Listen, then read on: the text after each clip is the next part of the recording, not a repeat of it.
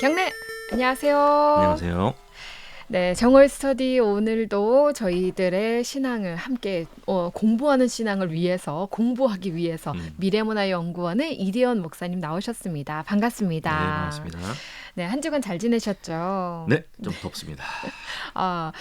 이번 주에 이제 지난번에 예고하신 대로 어떤 우리의 그 베이스를 잘 깔고 그 위에 하나하나 벽돌을 쌓아가는 네. 신앙의 단단한 벽돌을 쌓아가는 그런 작업들을 이제 할 거다 말씀을 하셨는데 지난 시간에 이제 그 기본적으로 로마서 6장과 야고보서였죠.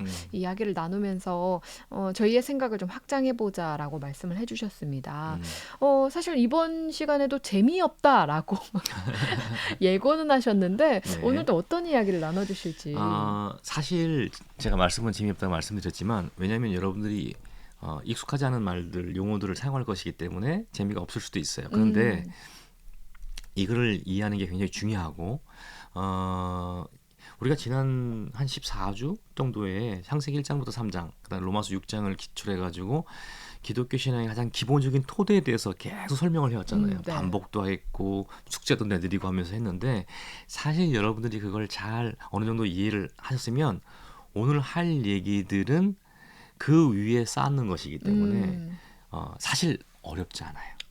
그런데 그게 이제 잘 기초가 안 돼 있으면 좀 어려울 수 있어요. 그래서 만약에 오늘 제가 드리는 말씀을 듣고 지난 시간까지 우리가 공부했던 그 내용들을 한 번 더 좀 체크를 해보실 필요가 있다 생각하시는 분들은 한 번 더 이제 유튜브에 올라가시면 이제 그 방송이 있으니까 한번 중요한 내용들을 한번 부분적으로 선별적으로 여러분들이 한번 들어보시면 좋겠다. 네.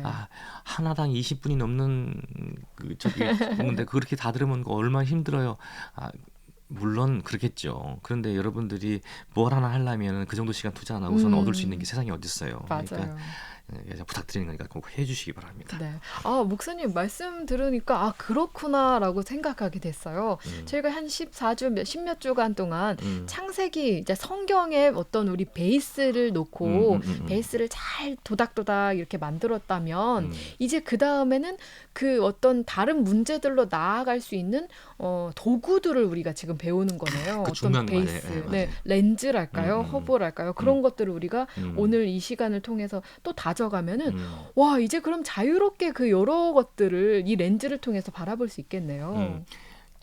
제 장담드리건데 이런 말 함부로 하면 안 되는데 근데 제가 여러분들에게 말씀드리고 싶은 건 뭐냐면 여러분들이 우리가 지금까지 해왔던 지난 14주 내용들을 잘 이해하시고 오늘 내용들을 오늘과 다음 주에 할 내용들을 좀 어느 정도 잘 이해하시고 그 다음부터는 이제 조금 더 이제 실질적이고 재밌는 얘기들을 막 해나갈 텐데 그런 얘기들을 들으시면 왜 제가 그런 얘기를 하는지 해석이 돼요. 저것 때문에 그러니까 그 얘기를 하는 배경에 대한 인식이 있기 때문에 그러니까 해석 능력이 생기는 거예요. 그게 되게 중요하다는 거예요. 그래서 여러분들이 자기의 신앙을 돌아보고 또 주변에 있는 사람들의 삶을 관찰할 수 있는 관찰 능력이 생기는 거예요. 그걸 갖춘다는 건 굉장히 중요합니다. 그렇죠. 네. 여러분들 혹시 그 인문학 중요하다는 얘기 들어보셨나요? 네네. 이게 아마 수년 전부터 한국 사회 굉장히 이게 제가 기억하기로는 2016년에 이게 그 이세돌 구단이 알파고한테 진 적이 있잖아요. 네, 그렇죠. 그러니까 2016년에 다보스 포럼에서 그 4차 산업혁명이라는 얘기가 처음 나왔거든요. 근데 그 해에 이세돌 구단이 알파고한테 바둑에서 패했어요. 저 세계 1위가. 그러니까 그 전에서 컴퓨터를 이용한 이런 알파고나 이런 이런 AI를 이용한 기본적으로 이용한 체스 챔피언을 이긴 적도 있고 다른 거 장기를 이긴 적들은 있어요.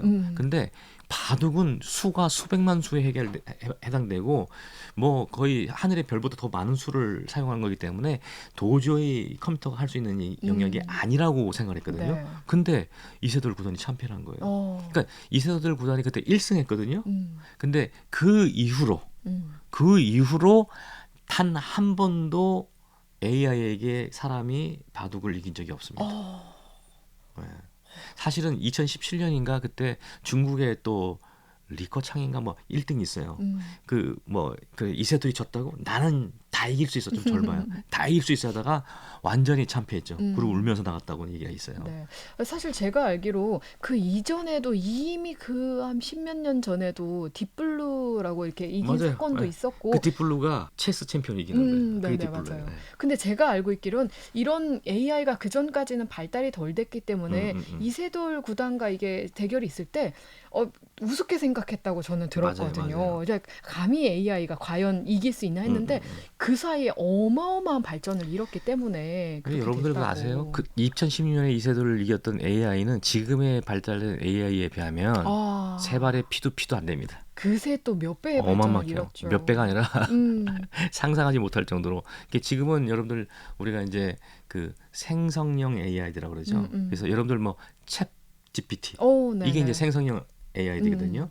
예전에는 뭐냐면 기록돼 있는 것들에 대한 그러니까 구글을 생각하시면 돼요. 구글에서 문서들이 막 올라가 있잖아요. 그러면 내가 단어를 집어넣으면 거기에 부합되는 문서들이나 사이트들이 쫙 나온단 말이에요. 거기서 우리가 고르는 거였어요. 근데 지금은 어느 정도냐면 그 모든 내용들을 AI가 다 기억하고 있어요. 분석하고 있는 거예요. 그러니까 내가 질문해 AI한테 야, 막대사탕 중에 제일 맛있는 게 뭐야? 그럼 얘가 전 세계 있는 막대사탕의 분석을 다 해가지고 그거에 대한 자기 의견을 쫙 써내주는 거예요. 그러니까 대화가 되는 거예요. 네. 그러니까 우리가 대화형이라 안 하고 생성형이라는 거면 AI가 스스로 생성 능력이 생겼다는 거예요. 그 전에는 뭐예요? AI가 스스로 생성 능력이 있던 건 아니거든요. 근데 지금은 스스로 생성 능력이 생긴 AI가 나온 거예요. 이러다 보니까 이제 얼마 지나지 않아서는 인간의 사고 능력을 뛰어넘는 네. AI가 소위 말하는 강 AI가 나올 것이다. 라는 그래서 인간의 인류가 위험해질 수 있다는 말들이 나오고 있는 거예요. 그러니까 이런 시대에 이런 그 AI가 나오기 시작하면서 4차 산업혁명, 디지털 뭐 혁명들이 나오기 시작하면서 인문학에 대한 강조가 굉장히 강조되기 시작했습니다. 그러니까 아이러니죠.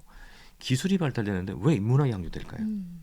왜냐하면 워낙 빠르게 변하고 있고 그 다음에 인간의 능력을 뛰어넘을 수 있는 이런 기술 그 AI들이 지금 활용되고 있기 때문에 이 AI들이 활용되고 있는 것들을 그러니까 쉽게 말하면 챗 GPT 얘기를 한다면 여러분들 챗 GPT에다가 질문을 혹시 해보신 분들이 꽤 계실 거예요. 저도 실험사면서 여러 번 질문을 해봤는데 이 질문을 넣어보시면 정말 답변을 잘해요. 맞아요. 이 답변이 나오는데요. 이 답변의 문장이 수려해요. 상당히 고급한 문장들을 사용하고 그러면서 답변을 쫙 하거든요. 이 답변을 하는데 너무 자신감 있게 답변을 해요. 그러다 보니까 이 답변이 맞는지 안 맞는지 판단 능력이 없잖아요. 그러면 답으로 받아들여요. 그렇죠. 그러니까 AI가 굉장히 좋은 답을 할 수도 있고요. 정답을 얘기할 수도 있는 반면에 오답을 얘기할 수도 있고요. 완전히 거짓말을 할 수도 있거든요. 근데 우리 인간에게 그것을 판단 능력이 없으면 어떻게 되겠습니까? 우리가 AI에게 종속된 삶을 살게 되잖아요. 그러니까 인문학이라는 것은 뭐냐면 기본적으로 뭐냐면 그거를 판단할 수 있는 능력을 얘기해요. 네, 뭐 아까 말씀드렸던 2016년에는 이후에는 뭐 인문학 얘기가 막 얘기하다가 어느 순간에 아마도 그 뭡니까 코로나 이후에는 이 인문학이라는 말들이 별로 얘기가 안 되고 있고 챗 GPT가 펑 등장하면서 무슨 말들이 요새 많이 나오냐면 디지털 문해력이라는 말이 나와요. 디지털 문해력. 혹시 여러분들 내가 디지털 문해력 그러니까 여러분들 뭐 저 또 이상한 말을 하네 그러잖아요. 그죠? 문해력이라는 말은 딴 게 아니에요. 여러분들 우리가 문해력이라는 말을 그냥 일반적으로 이거는 최근에 나온 말이 아니고요. 아주 옛날부터 쓰였던 말이거든요. 그렇죠. 문해력은 뭐죠? 문장을 해독할 수 있는 능력을 문해력이라고 해요. 그러니까 디지털 문해력은 뭐냐면 디지털 정보의 진위를 판단할 수 있는 그 능력을 문해력이라고 그러는 거예요. 네. 그러니까 문장 해석 능력처럼 디지털의 그 정보들을 해석할 수 있는 능력, 판단하는 능력을 갖고 있느냐 못 갖고 있느냐에 따라서 이걸 문해력이 얘기하는 거거든요. 근데 이게 왜 중요하냐면 여러분들 유튜브라든지 이런 것들을 해보시면 알겠지만 유튜브 이제 동영상을 이렇게 보시잖아요. 예를 들어서 내가 뭐 어느 목사님 설교 딱 쳤어요. 그걸 한 영상 한 2개 정도 봤어. 그래서 한 2, 3일 지나고 난 다음에 여러분들 유튜브를 딱 열잖아요. 그럼 초기 화면들이 어떤 게 많이 뜹니까?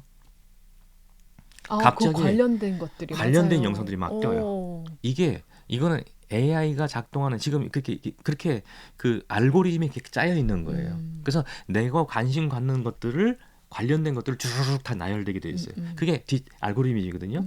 그러니까 심지어는 저 같은 경우에는 되게 다양한 것들을 많이 보는데 제가 관심 있는 몇 개를 보다 보면 다음 중에 그게 막 너무 막 나와. 그래서 제가 이제 다시 그 뭐야 새롭게 하는 거 있잖아요. 화면은 새롭게 하고 새롭게 해도 계속 비슷한 것만 나와요. 그러니까 나중엔 뭐가 되냐면 내가 원하는 걸 찾는데 오히려 방해가 되는 거예요. 알고리즘 때문에. 근데 이러한 그 문해력이 없는 사람들은 뭐냐면 얘가 보여주는 것들 있잖아요. 보여주는 것들을 보게 돼요. 그러다 보니까 뭐냐면 보게 되다 보니까 뭐냐면 때로는 내가 편파적으로 생각할 수도 있잖아요. 그러니까 한 가지 치우친 견해를 내가 보게 되면 그거에 관련된 것만 계속 보여줘요. 그러니까 그런 것만 보게 되면 어떻게 되죠? 그쪽으로 사고가 가게 되겠네요. 편향되는 거예요. 그러니까 편향된 사고를 하게 돼요. 그러니까 사실은 그러한 유튜버가 됐든 뭐가 됐든지 간에 이런 것들은 뭐죠? 뭐 구글이 됐든 뭐가 됐든지 간에 네이버가 됐든 뭐가 됐든지 간에 사실은 뭡니까? 우리로 하여금 풍요로운 삶을 살게 하고 우리로 하여금 더 지혜롭게 하고 판단 능력을 갖게 하기 위해서 도구로 존재하는 것인데 도구를 이용할 수 있는 능력이 없다 보니까 어떻게 돼요? 오히려 어떻게 됩니까? 내 사고가 거기에 끌려가는 거예요. 편향되고. 그러다 보니까 우리나라에 지금 나타나고 있는 정치의 극단적인 이 가름도 사실은 이 디지털 문해력이 없는 결과로 생겨난 결과예요. 정치인들은 이걸 이용하죠. 정치인들이 디지털 문해력이 없느냐? 물론 없는 사람도 있고 있는 사람도 있을 텐데 정치인들 입장에서는 뭐예요? 치우쳐져서 자기를 따르는 30%가 중요하고 그것만 확보했으면 자기는 정치적으로 문제가 없어요. 언제든지 다시 일어날 수도 있고 이걸 알기 때문에 그걸 이용해요. 더 편향을 가는 거예요. 그러다 보니까 뭐예요? 좌우가 더 극단적으로 치우치잖아요. 이런 현상들이 일어나요. 그러니까 이게 뭐 때문에 기인한다? 문해력이 없어서 그런다. 특별히 생성형 AI 시대에 우리가 디지털 문해력이 없으면 완전히 자칫 잘못해서 끌려가게 된다. 맞아요. 그러니까 여러분들 문해력 갖는 건 되게 중요해요. 근데 제가 너무 안타까운 게 뭔지 아십니까? 제가 이제 대학에서 강의를 하잖아요. 지난 몇 년, 불과 한 4, 5년 상간을 보면요. 소위 말하는 제가 가르치는 학생들이 이제 M세도 아니고 G세대죠. G세대. 그쵸. 예, 대학생들이니까 물론 대학원생들은 M세대도 있겠지만 이 G세대인데 특별히 이 젊은 어린 세대들 중에서 사고 능력이 떨어지는 걸 아주 체감을 해요. 너무 그러니까 생각하는 거에 대한 두려움, 귀찮아함, 단순하게 하는 것. 그러다 보니까 뭐죠? 얘들이 좋아하는 건 그러니까 책을 별로 안 좋아해요. 책 읽는 거, 학술적 서적 읽는 거, 진절머리를 쳐요. 예를 들어서 뭐랄까요? 제가 지난주에도 말씀드렸는데 그러니까 선교학에서 중요한 것 중에 하나가 상황하거든요. 그러니까 상황에 대한 책이 뭐 전문 서적들이 너무 많거든요. 근데 그런 것들을 텍스트북으로 나눠주잖아요. 참고도서 나눠줘. 이거 읽고선 다음 시간에 같이 토론합시다 그러잖아요. 그럼 얘네들이 그걸 보느냐? 안 봐요. 뭘 보냐면 동영상. GPT한테 물어보는 거. 이게 뭐야? 상황화 뭐야? 그럼 GPT가 상황을 얘기하잖아요. 그 불과 한 책으로 치면 한 2페이지 정도 답을 주거든요. 네. 한 2페이지를 읽고선 그걸 갖고 얘기를 하는데 그거 갖고 얘기를 하는데 문제는 뭐냐면 그게 틀릴 때가 많다는 거예요. 그 2페이지 중에서도. 맞아요. 그러니까 점점점 우리의 사고가 뭐에 종속돼 가는 거예요? 그러니까 AI는 앞으로 수년 어떤 사람들 2045년을 얘기하고 어떤 사람들은 2030년을 얘기하기도 하고 막 이러는데 분명한 것은 2045년보다 앞에 나올 것 같아요. 이렇게 발생할 것 같아요. 뭐냐면 우리 인간의 사고 능력을 뛰어넘는 AI가 나올 거예요. 지금은 AI가 그래도 단순합니다. 입력된 것을 스스로의 사고 능력 갖고 있는 건 아니에요. 우리가 준 데이터를 기반으로 사고를 해요. 그래서 챗GPT 같은 경우에는 2021년까지 데이터만 갖고 있기 때문에 답이 그 이후에 나온 것들에 대해서는 정확한 답이 없을 수가 있어요. 그러니까 데이터 입력한 것만 가지고 얘기하는 거예요. 그러니까 한계가 있죠. 그런데 나중에는 뭐죠? AI 스스로가 사고 능력을 자료를 스스로 찾아보는 거예요. 그런 능력이 생길 수 있다는 거예요. 그러니까 그런 시대가 곧 다가올 수도 있습니다. 근데 사실은 우리가 디지털 기기라든지 이런 것들을 우리가 만들어 놓은 이유는 왜죠? 우리가 편리하려고 우리가 편리하기 만들었죠. 위해서, 우리가 사용하기 도구로 사용하기 위해서 만든 거잖아요. 음. 그런데 우리가 그것을 사용할 능력이 없으면 어떻게 되냐면 나중에 혹시 종속될 수 있는. 그러니까 제가 아까 우리 젊은 친구들 얘기했는데 젊은 친구들이 생각을 하기를 싫어하고 맞아요. 책 읽기를 싫어한다. 이것은 뭐가 영향을 내면 디지털 기계들은 날이 가면 갈수록 기하급수적인 속도로 발전돼 가고 있는데 사람의 사고 능력은 점점 저하되고 있다는 거죠. 야, 이거 앞으로 10년 후에 20년 후에 어떤 일이 발생할까? 굉장히 우려가 되는 거예요. 맞아요. 사실 그 교육 현장에 이제 계시는 분들 이야기를 많이 들어보면 전 제 친구가 초등학생들을 가르치는데 간단한 수학 문제도 핸드폰한테 물어본대요. 그러니까 거의 GPT까지도 아니고 그냥 휴대폰 AI한테 이거 3 더하기 5가 뭐야? 이렇게 물어보는 걸 보고 너무 황당했다고. 그리고 대학생들도 요즘 유행하는 말이 그거잖아요. 세 줄 요약해 주세요. 길게 읽기 싫고 이해하기 싫으니까 세 줄 요약해 주세요. 혹은 동영상으로 만들어 주세요. 이런 요청들을 하는 게 요즘 세대래요. 맞아요. 근데 사실 좀 참 내비게이션에 우리가 지금은 익숙해졌는데 이전 세대들은 지도를 보고 이정표를 보고 맞아요. 스스로 길을 찾아갔는데 내비게이션 세대들은 내비게이션이 작동 안 하면 길을 못 찾아가는 맞아요. 능력이 없는 맞아요. 스스로 삶이잖아요. 닫아버리는 거예요.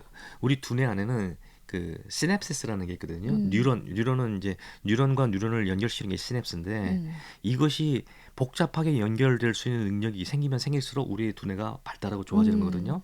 그런데 약간 아까 길을 찾는 능력 있잖아요. 이거를 내비에 의존하게 되면 이 시냅스 연결된 능력이 이것이 끊어지기 시작합니다. 필요 없다고 뇌에서 판단하기 때문에 그걸 없애버리는 거예요. 연결을 불필요하니까. 그러다 보니까 뭐죠? 나중에 그 부분은 퇴화되는 거예요. 그러니까 이런 것들을 여러분들이 아셔야 돼요. 그래서 우리가 생각하고 사고하고 책 읽고 하는 것이 굉장히 중요하고 인문학적 사고하는 게 되게 중요합니다. 근데 점점 아이들이 그런 걸 하지 않고 부모들도 그것을 용인하고 왜 부모들 자체도 안 하니까 그런 시대로 점점 가고 있잖아요. 그런데 여러분들 흥미로운 건 뭐냐면 그런 가운데서 소수의 사람들이 하지만 이런 것들을 철저하게 준비하는 사람들도 있습니다. 그러니까 제가 왜 이 말씀드리냐면요. 디지털 시대의 위기는 뭐냐면 극단적인 빈익부, 부익부 사이로 갈 가능성이 높아요. 이건 단순하게 물질적인 부익부, 빈익부만 말하는 것이 아니라 지적인 면에서의 부익부, 빈익부도 발생할 수도 있다는 거예요. 그러니까 소수의 사람들은 디지털 시대의 이런 변화를 이해하고 내가 디지털 문화를 갖지 못하면은 도태될 수 있다는 생각을 하는 거예요. 그러니까 그 이전보다 훨씬 더 디지털 문화력을 갖기 위해서 노력하는 사람들, 그러니까 인문학적 소양을 쌓기 위해서 노력하는 일부가 생겨납니다. 그 일부들은 뭐예요? 부익부로 가는 거예요. 근데 대다수의 사람들이 이거 신경 안 쓰고 세 줄 요약해줘.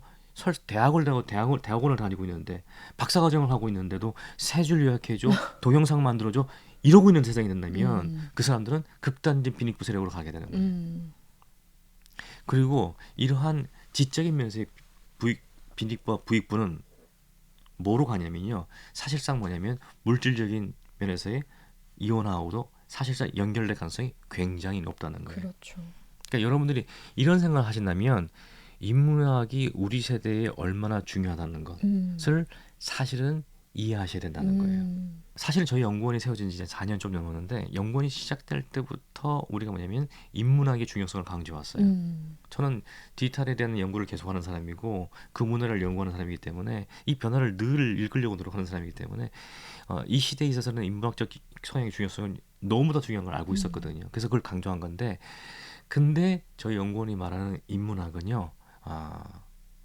성경적 인문학입니다. 일반 인문학이 아니고. 일반 인문학이 아니고. 근데 인문학이 뭐냐고 물어보면요. 뭐 다양하게 복잡하게 말할 수 있어요. 근데 저는 이렇게 아주 단순하게 두 가지로 말합니다. 첫째는 뭐냐면 사람을 이해하는 능력이에요. 사람이 어떤 존재인가를 이해하는 능력이에요. 그러니까 두 번째는 뭐냐면 그 사람들이 모여 사는 사회가 어떻게 작동하는가를 이해하는 능력이에요. 그게 인문학입니다. 그러니까 결과적으로 뭐냐면 사람에 대한 이해를 하는 능력이에요. 사람과 사람들에 대한 이해를 하는 것이 그 인문학인데 제가 말하는 성경적 인문학은 뭐겠어요? 하나님과 성경을 이해하는 건가요? 그렇죠. 그러니까 그거를 제가 조금 전에 토대로? 말했던 그렇지. 그걸 토대로 사람이 어떤 존재인가를 이해하는 거. 어, 성경의 사람을 어떻게 얘기하고 있는가. 음, 사람이 누구인가를 어떻게 얘기하고 있는가를 이해하는 거. 음, 그다음에 그 사람들이 모인 세상이 어떻게 작동되고 있는 건 어떻게 작동될 수밖에 없다라는 건 성경을 어떻게 말하고 있는가. 어허, 그걸 이해하는 게 뭐예요? 성, 성경적인 문학이에요. 저는 제가 나름대로 해석한 바로는 성경을 통해서 세상을 사는 지혜를 깨닫는 것이 바로 그거지 않을까 이런 생각이 드네요. 그게 점점 확장하면 그렇게 되는 거예요. 음, 그런데 지난 우리가 14주 동안 얘기했던 창세기 1장부터 3장까지 내용이 뭐죠? 하나님의 사람을 어떤 존재로 만드셨다. 근데 그 사람이 어떤 과정을 통해서 타락했다. 그 타락의 본질은 무엇이다. 그러므로 사람은 이런 존재일 수밖에 없고 세 가지 그러니까 창세기 3장에 나오는 타락으로 해서 끊어진 하나님과 관계 끊어짐과 사람과의 관계 끊어짐과 만물과의 관계가 끊어짐, 피조세계의 관계 끊어짐이 의미하는 것이 무엇이다라는 것이 결국은 뭘 의미하는 거죠? 이 세상이 왜 이렇게 형성될 수밖에 없고 이런 흐름으로 갈 수밖에 없다라는 걸 설명하는 성경적 틀이에요. 그게 뭡니까? 성경적인 문학인 거예요. 그거의 가장 기본이 창세기 1장부터 3장이고 로마서 6장인 거예요. 자, 그러다 보니까 제가 계속 강조해드린 게 뭐죠? 우리가 지금까지 지난 14주 동안 공부했던 내용은 신앙을 이해하는 가장 기초입니다. 이걸 모르면 신앙의 더 고급한 수준으로 사고할 수 있는 능력이 생기지 않습니다라고 얘기했잖아요. 그러니까 네. 이거를 아셔야 돼요. 강조하고 또 강조했잖아요. 그러면 제가 지금 뭐라고 그랬냐면 그 내용을 성경적 인문학의 가장 기초입니다라고 얘기했잖아요. 네. 그 말은 뭐예요? 지금 목사님 뭐라고 하셨냐면 그런 것들 기초로 세상을 판단하고 세상을 이해할 수 있는 시각을 가질 수 있게 된다고 그랬잖아요. 지혜를 갖게 된다. 그게 뭐냐면 우리가 그것을 기반으로 해서 이제 뭐죠? 확장하다 보면 뭐 어떻게 되는 거예요? 세상을 이해할 수 있는 능력. 심지어는 뭐예요? 디지털 세계를 이해할 수 있는 능력. 세상에 뭐 자녀를 어떻게 양육해야 될 것인가? 부부 관계는 어떻게 정리해 나가야 될 것인가? 제가 에젤 얘기했잖아요. 네. 에젤의 본질을 이해하는 것이 성경적 부부관을 확립하는 데 굉장히 중요하죠. 근데 근데 생각해 보세요. 서로가 서로에게 에젤이 되는 부부 관계를 갖게 돼서 서로가 서로 존중하는 부부 관계. 그죠? 서로를 동등하게 존중하는 부부 관계.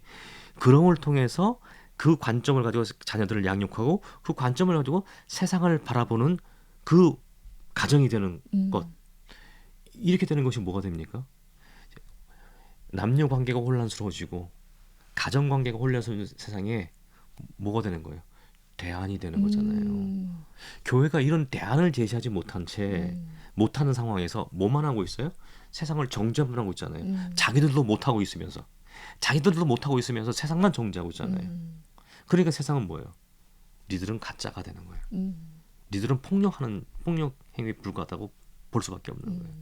우리는 말로 사람을 정죄하기보다는 뭐예요? 우리의 삶으로 보여줘야 되는 거예요. 그게 복음을 보여주는 거죠. 네. 그리고 우리의 삶으로 왜 내가 그렇게 하는 것인지를 설명해 주셨어야 돼요. 예전에 제가 이름을 생각이 언뜻 안 나는데 유명한 가수 중에 그 한 분이 있으세요. 근데 이분이 제가 이제 동영상 나오는 걸 봤는데 유튜브로 봤는데 소위 말하는 이제 연극 영화 전공하고 뭐 가수 이 전공하는 예술 대학 학생들에게 특강하는 장면이 나왔어요. 거기 제목이 뭐냐면 그 남녀 문제예요.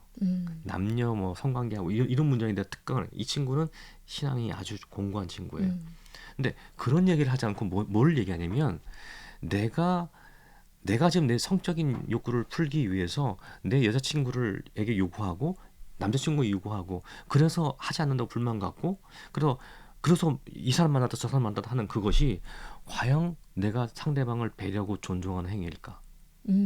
내가 욕구를 해결하는 거, 내가 즐기기 위해서 즐기는 거 아니야? 라는 그런 관점을 가지고 내가 상대방을 바라보는 것이 내가 상대방의 인격과 상대방의 사람됨을 정말 소중하게 여기는 인격적인 자세인가? 이걸 질문하는 거예요. 어. 그런 얘기를 하는 거예요. 음. 정말 내가 내 여자친구를 소중하게 여긴다면 여자친구가 갖고 있는 성적인 자기 그 뭐랄까요? 그 주체성 이런 걸 존중해 주는 것이야말로 정말로 그걸 보호해 주는 것이야말로 정말 사랑이 아닐까? 그걸 위해서 내가 인내하는 것, 내가 참아내는 것, 그것이 정말 사랑이 아닐까? 이런 얘기를 쭉 하는 거예요. 근데 놀라운 건 뭔지 아세요? 그 예술고 계통에 막 코 뚫고 귀 뚫고 하는 그 학생들이 다 동감하는 거예요. 어. 아, 맞아. 당신 말이 설득력 있어. 음. 근데 이 친구에는요. 하나도 성경 얘기를 하지 않았어요. 음. 그것이 얼마나 소중한 거고 상당한 걸 이해하는 것인가. 이런 얘기만 한 거예요. 근데 설득력, 그 학생들의 대다수의 지지를 얻는 거예요. 저게 바로 복음을 증거하는 거다는 거죠. 그 친구가 그 얘기를 한 것은 뭐냐면 성경적인 가치관 속에 나온 거예요. 그러니까 그게 뭡니까? 성경적 인문학이라는 겁니다. 맞아요. 우리가 진짜 삶으로 예배를 드리고 우리의 삶에서 하나님을 드러내야 된다라고 말은 하는데 그걸 어떻게 살아가야 될지를 모르는 경우가 많잖아요. 너무 많죠. 이 성경적 인문학을 토대로 삶으로 말씀을 살아낸다는 게 이런 거구나라고 스스로 생각하고 실천할 수 있는 그런 힘이 생길 수 있을 것 같아요. 그래서 우리가 이제 성경 세계관이라고 얘기하잖아요. 창조, 타락, 그다음에 구속. 이 의미를 제대로 이해하는 가운데서 우리가 세상을 바라보고 우리의 삶과 연결된 모든 분야들을 바라보는 것이야말로 정말로 세상을 회복시키고 그다음에 이 엄청나게 빠르게 발전하는 이 디지털 시대, 이 복잡한 디지털 시대에 복음의 의미가 뭔지를 새롭게 드러낼 수 있는 정말 중요한 길이라는 거예요. 그렇기 때문에 오늘 제가 좀 여러분들 막 이상한 얘기들로 들려줄 수 있겠지만 뭐 저런 복잡한 얘기를 이렇게 들려줄 수 있겠지만 이런 말씀을 드릴 수밖에 없는 겁니다. 네. 저는 너무 즐거운 시간이었고요. 이건 모르면 안 되는 정말 이 디지털 시대에 발음이 안 되죠. 우리가 꼭 그리스도인으로서 우리가 꼭 가지고 있고 알아야 될 내용이었구나는 아주 유익한 시간이었습니다. 네. 우리의 삶의 어느 한 부분도 우리의 신앙과 관련하는 부분이 없습니다. 네, 감사드립니다. 다음 시간엔 또 어떤 이야기를 풀어갈까요, 그러면? 이런 얘기와 조금 더 연결되고 있는 얘기인데 조금 본질적인 얘기 들어볼게요. 뭐냐면 성경적인 관점에서 볼 때 나를 어떻게 이해해야 될 것인가? 나를 모르는 사람이 남을 어떻게 이해해요? 맞아요. 어떻게 하면 나를 사랑하고 나를 존중할 수 있을까? 이런 얘기를 해보려고 합니다. 어머, 저는 너무 관심 있습니다. 다음 주가 기다려지겠는데요.